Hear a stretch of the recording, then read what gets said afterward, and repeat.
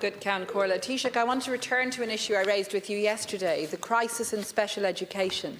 Last Friday, I joined a group of 50 parents, children and family members who had to resort to a 24-hour sleep-out in front of the Department of Education here in Dublin in order to highlight the crisis that they are experiencing.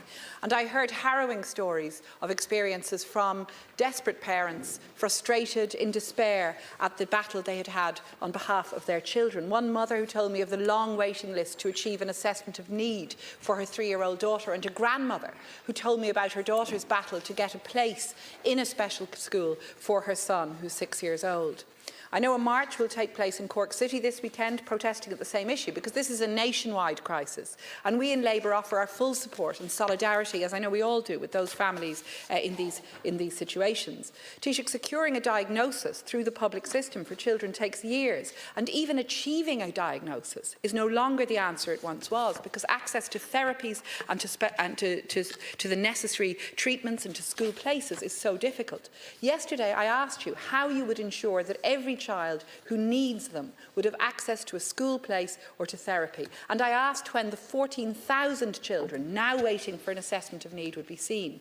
In response, you said, we are working to see if we can ensure places for children next September, which is not exactly a wrought iron guarantee. And Taoiseach, I'd like to give you the opportunity today to say something more substantive on this, because every year we hear these watery commitments, but every year when the school year draws close, parents are left scrambling because there's no place for their precious child. A child's right to education is protected by the Constitution, but at least 118 children with additional needs have not received an offer of a school place anywhere this year. And we know that many, many more have had to take up inappropriate places, or indeed have had to be bussed out of their communities because there's nowhere local to go.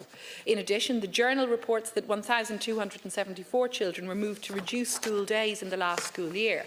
And of that group, more than 80% of primary school pupils had special educational needs.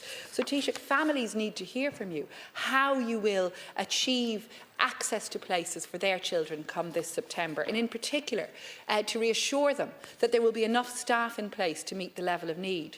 Yesterday my colleague Deputy Owen Kenny asked you if the Department of Education had a recruitment freeze on SNAs, on special needs assistants, because we've received multiple reports indicating that this is the case. School principals being informed that they cannot have an SNA sanctioned for their school because it seems that the department has outlined new SNA positions will not be filled until September at the earliest.